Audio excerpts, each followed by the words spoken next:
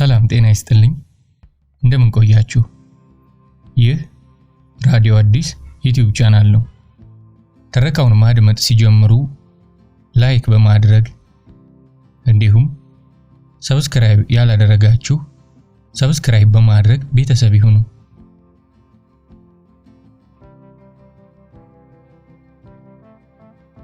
ኩል ደራሲ አዳም ረታ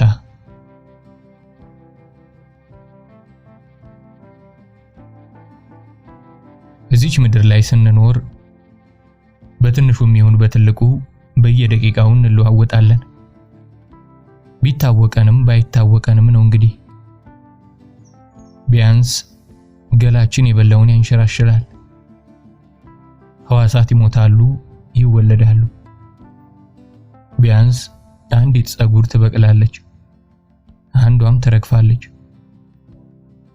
ፊኛችን ሳያቋርጥ በፈሳሽ ይሞላል ጊዜው ሲደርስም ይጎላል ህይወት እንግዲህ እንዲህ ነው ይሄ ዑደትና የዝግመት ለውጥ አይበቃንምና ደግሞ አንዳንድ ጊዜ እጅግ የሚለውጠን ቀውስ ይመጣብናል ገላችን አእምሮአችን ይታማል ገላችን አእምሮአችን ይታመማል እንረብሻለን እንጨነቃለን ህይወት እንግዲህ ይሄ ነው ሰው በግሉ ህብረተሰብም ተፈጥሮም እንዲህ ይመስሉኛል ይሄን ደጋግሜ መገንዘቤ ደጋግሜም በእነዚህ ሁኔታዎች ውስጥ ማለፌ ያስተማሪ ነገር አለ መረባበሽ ፋይዳ እንደሌለው የተረጋጋ ታዛቢ የመነኩሴ አመለካከት አለኝ ከፍ ዝቅ ያለ ነገር ሲያጋጥመኝ በረጉ አይኖቼ አያለሁ በቀዘዘ መንፈስና አካል ቀበለዋለሁ እንደሚለወጥ ስለማውቅ የሚያልፍ ዝናብ አይምታህ ሲሉ አዛውንት ዝናቡን ፈራው ማለታቸው አይደለም ዝናቡን ማወቃቸው ነው የተወሰነለት እድሜ ያለው ያውም አጭር ማለታቸው ነው ሰው ቢያንስ በተስፋ የችግሮቹን ዘመን ያልፋል ማለታቸው ነው አይመስልም እንዴ ጦርነቱ መጣ ባለቤቴ ሰይፉን ይዞ ወጣ ለዘላለምም በዛው ወጣበት ቀረ ረበሻለሁን በርግጥ በሙሽርነት ቀኔ ጫጉላሽ አብቧል ዛሬ ሲባል ወጣትነቴንና ትኩስነቴን ሲያጫውት እንዲህ አስቤያለሁ አንተ ፍቅረኛዬ ነህ ነገ ብትሞትስ አንተን ፈልጌ ተዳርኩ ወዳጅና ጓደኛዬ ነህ ግን ነገ ብታልፍስ ልብህ ቢለወጥስ ይህ የፍርሃትና የሟርት ሳይሆን ነገሮች ከመለወጣቸው በፊት አስከፊ ጸባያቸውን በመተንበይ መዘጋጀት መሰለኝ ታዲያ በወጣበት ሲቀር ለዝርዝሩ አልጓጓሁም ለምን ቀረ እንዴት ሞተ እንዴት ቆሰነ ምኑ ላይ ተመታ አውቃለሁ ወደ ሞት የሄደበት መንገድ አንድ እንደሆነ ከሺህ መንገዶች አንዱ እንደሆነ ፊቴን እጆቼ መሃል ቀብሬ ለቅሶዬን ያቀለጥኩት ካይኖቼ ርቁ ስለሞተብኝና አፈርምሼ እዚህ የደማ ገላውን ነክቼ እኔው ስላልቀበርኩት ነው አጨራረሱ ስላላማረ ነው በ24 ዓመቴ ገና እንኳን ለፍሬ ሳልደርስ ይህንንም ጠርጥሬያለሁ እሱ መንገዱን ስላጠናቀቀ ይሄ የመታደል ዕጣ ደረሰው ማለት አይደለም ብዙ ጊዜ መሞት መገላገል የሚመስለው አይጠፋም ታዲያ በዚህ የወጣትነት እድሜ ገና ብዙ ይቀራታል የምባል እዚያና እዚህ ጎርደድ ብልና አዲስ ወዳጅና ባል በፈልግ ስተት ያደርግብኛል። ጥቁር ጨርቄን ከላይ ገፈፌ ተስካሩን ሁለቴ በልቼ ወደ ስራዬ ስመለስ ወጣትነቴን ለፉክክር ሳወጣ ቅር አይለኝም መሰላችሁ እንዴ? ትንሽ የሚያሳፍርም ነገር አለው። ጠረጴዛዬ ላይ የኔና የክፍሉ ፎቶ አለ። እኔም እሱም የሙሽራ ልብስ ለብሰን የተነሳ ነው። ጎን ለጎን ሆነን ትከሻ ለትከሻ ተደጋግፈን እጅ ለእጅ ተቆላልፈናል። ፊቶቻችን ላይ በአግድም ከግራ ገጫችን ጎን እስከ ግንባራችን ግራ ቀንድ ታድለናል እኮ የተባለ ጽሑፍ የተጻፈ ይመስላል። ሰፊ አፉን የጋረዱት ከንፈሮቹ ትላልቅ ናቸው። ሲስም እንደ ጥፊ ነበር። እያራሰኝ እያረሰረሰኝ እየዋጠና እየተፋኝ። ኮንበራፍ ክፍልዬ አይኖቼ ነጭና ጥቁር ባውዛዎች ናቸው። እሱ ሉጫ ጸጉሩን ከግራ ተከፍሎ ምን ነው ባልሽ ባለፈበት ፋሽን ጸጉሩን ያናውጣል ያሉኝ ነበሩ። ምን አገባቸው? የሚያናውጥ ያናውጣቸው።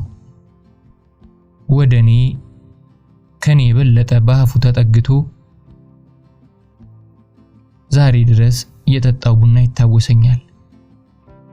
ቁመቱን ከኔ ለማስተካከል ትንሽ ከትከሻው ጎበጥ ብሎ ቀለበቶቻችንን ሆን ብለን ፎቶአችን አብዮት አደባባይ እንደሚሰቀሉሉ ካሜራው ፊት ለፊት ደንቀረን እያሳየን ከጀርባችን መጋረጃና መጋረጃው ላይ የአበባ ስዕል አለ። ምን አይነት አበባ ናት ብዬ ፎቶግራፍ አንሹን የጠየቅኩት ትዝ አለኝ። እንጃ ምን አውቃለሁ፣ ፎቶ ማንሳት ነው ስራዬ ምናምን ብሎ ነው የመለሰልኝ። አንድ ነን አንሽም ተነሽም አልኩ በልቤ። እኔም ክፍሉም ከኛ ኑሮ ውጪ የበለጠ ደስታ የሚገኝና ያለ አይመስለንም ነበር። ከነዚያ መጋረጃዎች ጀርባ ወይም አበባዎችን ካቀፈው አልባሌ ማሰሮ ጥላ የቀለበታችን ተጻራሪ ነገር እንዳለ ግን ይገባኛል። የረጋ የመሰለው ሐይቅ መሬት ተሰንጥቃ ብትውጠው ለኔ መቼም እንግዳ አይደለም። ፍጥነቱም ሆነ ዝግታው አያሳስበኝም። እዚህ ትልቅ መስታወት ፊት ለፊት ጡት መያዣና የውስጥ ሱሪ ብቻ ለብሼ ተቀምጬ ታጥቦ የደረቀ ጠይም ፊቴን እዳብሳለሁ። ሰፊ ግንባሬ ላይ ከጸጉሬ ስር ወዛም ሽፍታ አለ። በላብና በቅባት ምክንያት የሚመጡ ነገሮች ይመስሉኛል። ከመስታወቱ ጎን ከጥቂት ጊዜ በፊት ከአራዳው ጊዮርጊስ የገዛሁት የአቡነ አረጋዊ ስዕል አለ። የአበሻ ቅዱሳን ሁሉ መልካቸው አንድ ነው። አቡነ አረጋዊ የሳቡኝ በጢማቸው የተለየ ርዝመት፣ ግራና ቀኝ አሻንጉሊት በመሰሉ አናብስቶች መከበባቸውና ከሁሉ የበለጠ ደግሞ ከግራ በኩል በገድላቸው እንደሚወራው ውሃ የተጠማች ትንሽ ጥቁር ወፍ አይናቸውን አፍርጣ ጠል ስትጠጣ ነው። አቡዬ በዚህ ብቻ እንጀቴን ይበሉታል። ምስላቸውንም ሰቅዬ ጠዋት አይዋለሁ። ጎኔ በቀኝ በኩል አጭር የመዝቦልድ ጠረጴዛ አለች። ጠረጴዛዋ ላይ ሌላ ትንሽ መስታወት፣ የቀይ ሊፕስቲክ ዘንግና የኩል ብልቃጥ አሉ። ጠረጴዛዋ እድሜዋ ብዙ አይደለም። ሞት እንግዳ በነበረበት ዘመን የተወለድን ያጋጠመንና እየሰጠንን ተረጋግተን የምንኖር ወጣት ባልና ሚስቶች ነበር። ትዳር ስንጀምር 3 ክፍሎች ያላት ቤት ነበረችን። በቂ ነው። አንዷ ክፍል ውስጥ የነበረው አንድ አልጋና 2 ሸክላ ድስቶች ነበሩ ቁሳቁሶቻችን። አልጋችን ጎን ጥቂት ልብሶቻችንን የምናስቀምጥባቸው ሳጥኖች ነበሩ። ወዳጆቻችን ተሰባስበው እንዳንደረደርባቸው በሚስጥር ቤቱን በአዲስ ዕቃ ሲሞሉት ይህች ጠረጴዛ አንዷ ነበረች። ከሰጡን ዕቃዎች ሁሉ የወደድኩት ይህችን ጠረጴዛ ብቻ ነበር። ይህንን አድናቆቴን ለማንም አልደበቁም። ጠረጴዛ ላይ ያለችው መስታወትም ገና ባለቤቴን ሳላውቀው በፊት ከአባቴና ከእናቴ ተደብቄ ከንፈሮችን ስቀባይ የምጠቀምባት ነበረች።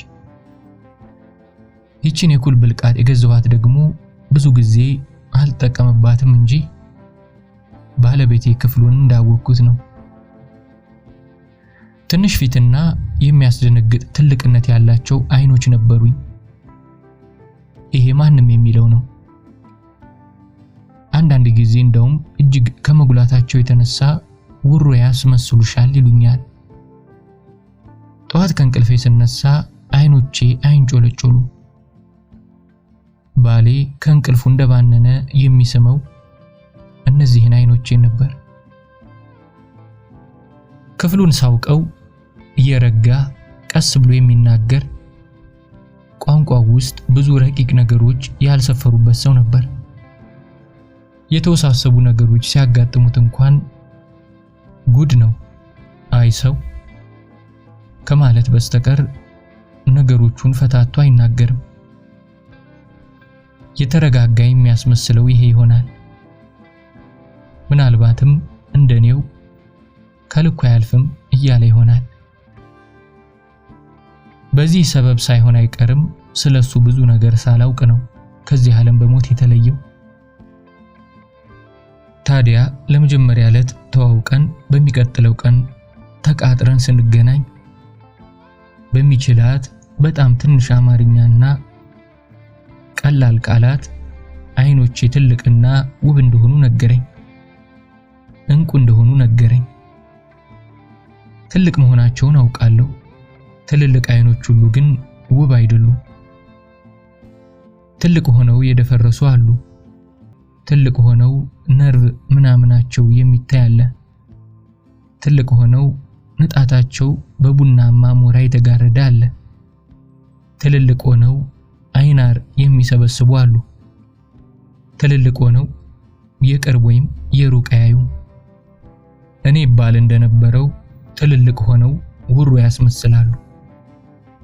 የእውነት ደስ አለኝ።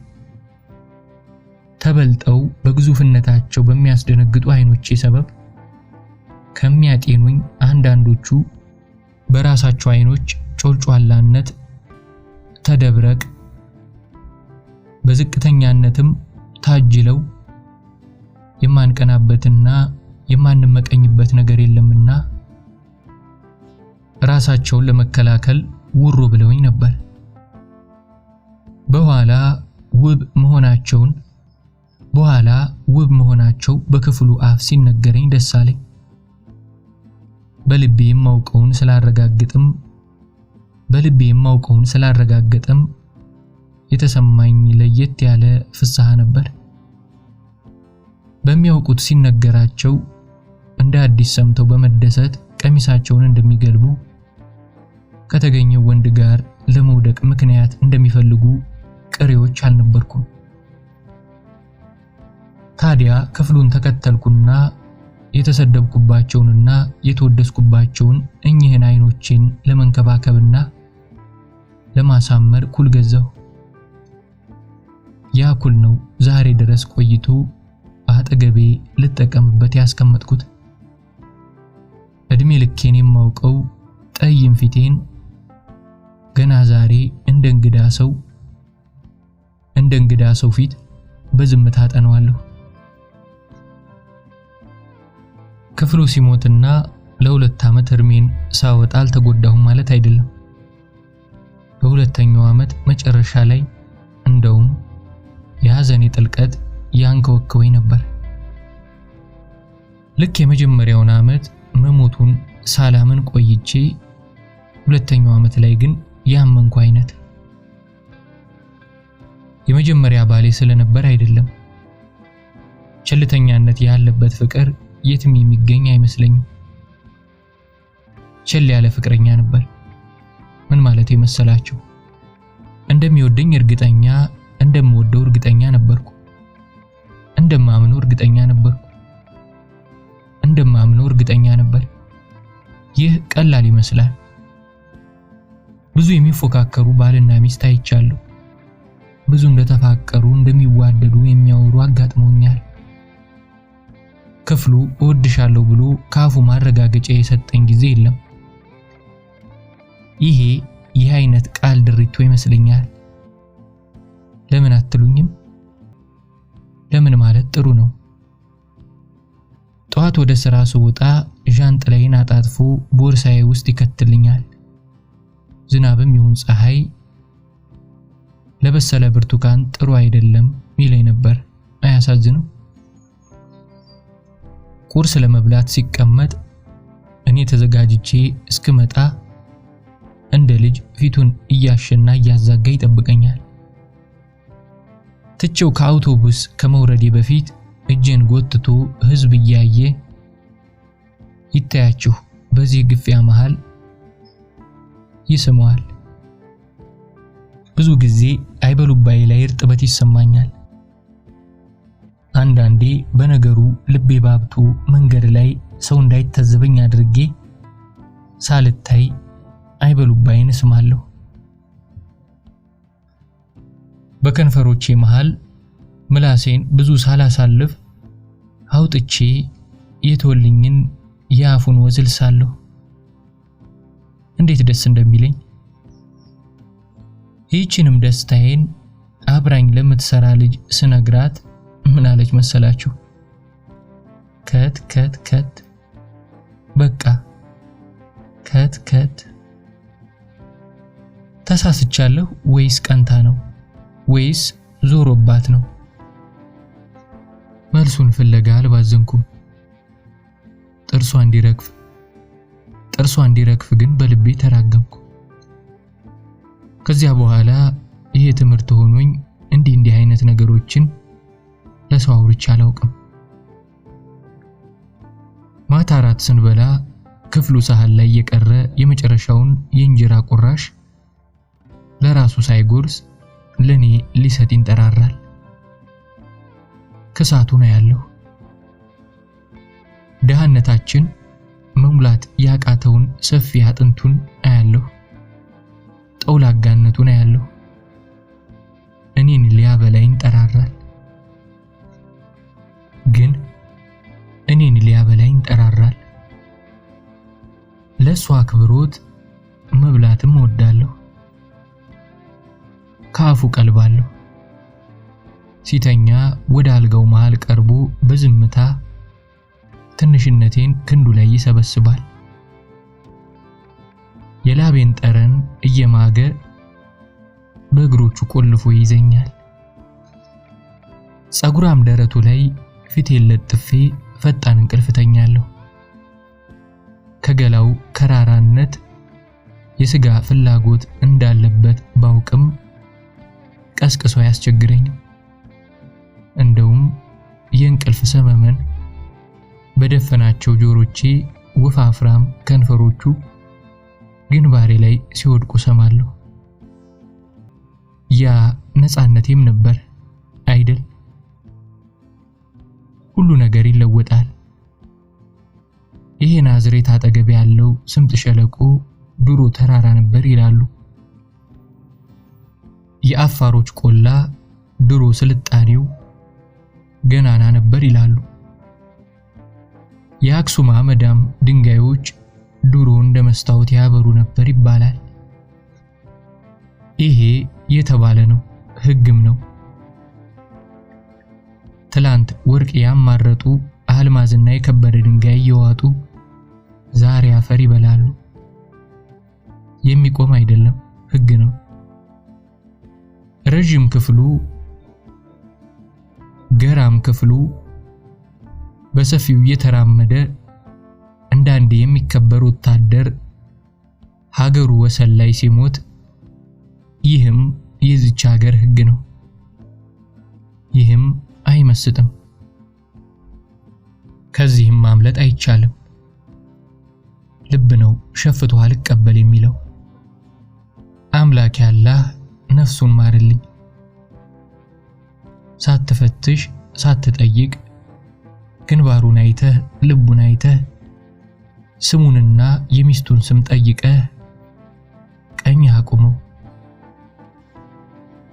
ሁለተኛ የሰቆቃ ዓመቴን ከዘለቀው በኋላ ከዕለታት አንድ ቀን ትንሽ ብርሃን ለማየት ጓጓሁ። መነሻው አይገባኝም። ከየት ይሄ ጉጉት እንደመጣብኝ እገምታለሁ እንጂ በትክክል አላውቀውም። ሲጀምረኝ ክፍሉ ባለመኖሩ መበሳጨት ተመስሎ ነው። አለመኖሩም ዘላለማዊ እንደሆነ ያኔው ረዳና ልክ እንደ አዲስ ዕውቀት በለቅሶ ነፋረቃለሁ። ከዛ እሱን የሚመስሉ ወንዶች ሁሉ ያባቡኝ ጀመር። ከዚያ ወንድ ሁሉ ያባባኝ ጀመር። ከልብ የሚገባኝ ግን ምን እንደሆነ የማላውቀው ነገር እሱ ሲሞት እንደጠፋ መቅረቱ ነው። ምን ልበለው? ምን ብዬ ልሰይመው? አንዳንድ ጊዜ እናቱ ወሊሶ ሄደው ቡላ ያመጡልኛል። እስከዛሬ እንጠያየቃለን። ብዙ ጊዜ ቤታችን ቡላ ገንፎን በላ ነበር። እሱ ከሞተ በኋላ ያላደገችበት ነው በሚልና እኔም አልፈልግም ስለምላቸው ሳያመጡ ኖረው አንድ ቀን ለመስቀል ቸሃ ደርሰው ሲመለሱ ማታ ላይ ቤት መጡና አንቺ ካልነጨነጩሽ አትፈልጊም፣ ካልበላሽም ለሚበላ ስጪው ብለውኝ ብዙ እንኳን አይደለም ሰጥተውኝ ሄዱ። እሱን አንድ እሁድ ጠዋት ላይ ሰርቼ ለመብላት እንደተቀመጥኩ ተበሳጭቼ ከተቀመጥኩበት ተነሳሁ። ሳህኑን ገፍትሬ ጥዬ አልጋዬ ገባሁ። ከዛ ቀን በኋላ ነው ያ ምስል ልሰጠው የማይችል ጉዳይ የገጠመኝ። ከዛ ጊዜ በኋላ ነው ውጭ ያለኝ። አናቴ የዞረ። ለረጅም ጊዜ ያልተለወጡ ልብሶቼ እላይ ላይ ይንጀላጀላሉ። ያናየሁ ስጋዬ ችኩል ሆነ። ሴትነቴ ተቅበጠበጠች። ምን ማለቴ እንደሆነ ይገባቸዋል። የክፍሉ ትዝታ ባልታወቁ ኃይሎች እንደታዘዘ ሁሉ ከህሊናዬ ጀርባ ደብዘዝ ብሎ ቆመ። እንዲህ በቀለለኝ ዕለት ነው በመኪና የተገጨሁት። እንዲህ አንቀሽቅሾኝ የወጣው ዕለት ነው አደጋው የደረሰብኝ። ትልቁ ፖስታ ቤት አካባቢ መንገድ ስሻገር ውይይት ታክሲ ገጨኝ። አደጋ ባይመረጥም ህይወቴ ግን አላለፈችም። ብዙ አልተጎዳሁም። አጥንቴ አልተሰበረም። የልብ ምቴ አልቆመም። ራስ ቅሌ አልተሰነጠቀም። መንገድ መሃል ከቆሙት ደሴቶች ዙሪያ ጥቅሙ ያልገባኝ ጨረራም ሽቦ ግን ግራ አይኔ ላይ ወጋኝ። ሆስፒታል ገብቼ ከወጣው በ15ኛ ቀኔ አንድ አይና ሆንኩ። ከ15 ቀን በፊት በልደታ አይን ነበረኝ። ለኪዳነ ምሕረት አንድ አይና ሆንኩ። በፍልስፍናዬ የምጠብቀው አደጋ ነው። አዝናለሁ፣ ይከፋኛል፣ ግን ምን ይጠበስ? ቁስሉ ሲድን የላስቲክ አይን አስገባው። የአይን ትልቁ ውበት ለማታውቁ ልንገራችሁ። ትልቅነቱና ንጣቱ አይደለም፣ መርገብገቡ ነው። ህይወት እንዳለው ስናውቅ ነው። በግራ በኩል ከርፋፋ፣ በቀኝ በኩል ቀልቃላ ሆንኩ መሰለኝ። ወገኖቼ ሆይ ከፋም ለማም አነሰም በዛም ሁሉ ሰው ከየቤቱ ተዋናይ ሆኖ ይወጣል። ትንንሽ ማስመሰል ይዞ ይወጣል። በጎዳና ላይ የሐቅ ግንኙነት ጥቂት ነው። ለምን እንደሆነ ምን እንደሚያስገድደን አላውቅም። ሳትኳኳል ሳትተጣጠብ የምትወጣ ሴት አለች። የሀብታቸውና የእውቀታቸው መጠን ቢለያይም እንኳን ራሳቸውን ያስተካክላሉ።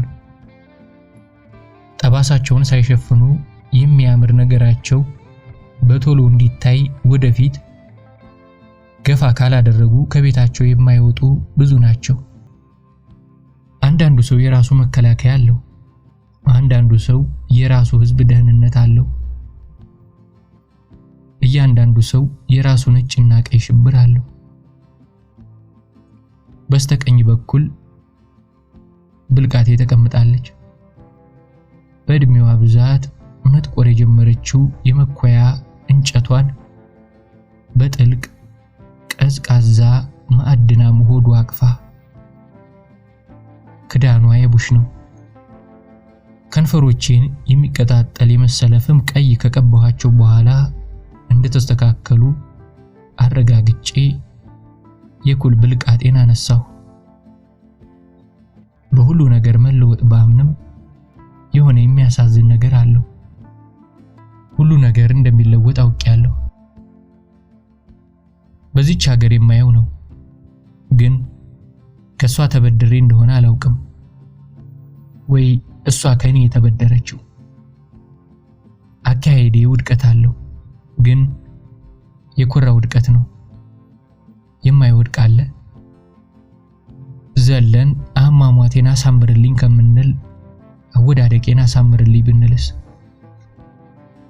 ክፍሉ ከሞተ በኋላ ለሁለተኛ ቀን አይኖቼን ስኳል የምኩለው ሁለት የተለያዩ አይኖቼን ነው። የታወረውን እኩላለሁ እንዳትይን ብቻ የሚሉ ይኖራሉ። በማንም አልፈርድም፣ ግን እኮ ታወረ አልታወረ የኔ ዕቃ ነው። የሚገርመኝ ከውሩ ወደ ጠንካራ ገና መባሌን ባልሰማ እንደማይቀር የማውቀው አወዳደቄ ነው። የሚገርማችሁ ግን አያሳስበኝም። አዎ ቅር ይለኛል፣ ግን አሳስቦ አሳዝኖ አያስተክዘኝም። ይቺ የኩል ብልቃጥ ይሄ የምረግጠውን ምድር የመሰለ ጠረን አላት። አፍንጫዬን በቀዳዳዋ ለጉሜ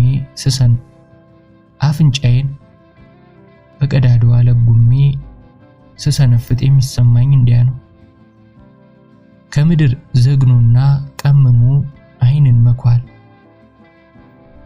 አፈር ነህና ወደ አፈር ትመለሳለህ። እንደገናም አፈር ነህና ከአፈር ትወዳጃለህ ቢባል ሰናፍጭ የምታክል ውሸት እንኳን ውስጡ የለችም።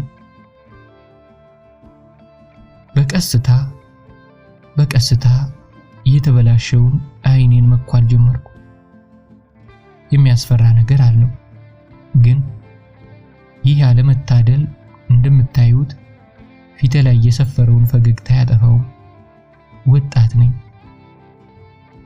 ከተማዬ ይህች አዲስ አበባ ገና ቲያትር የማይችሉ ቆፍጣና ሴቶችና የሚመቹ ወንዶች አሉባት። አልንቀጠቀጥም።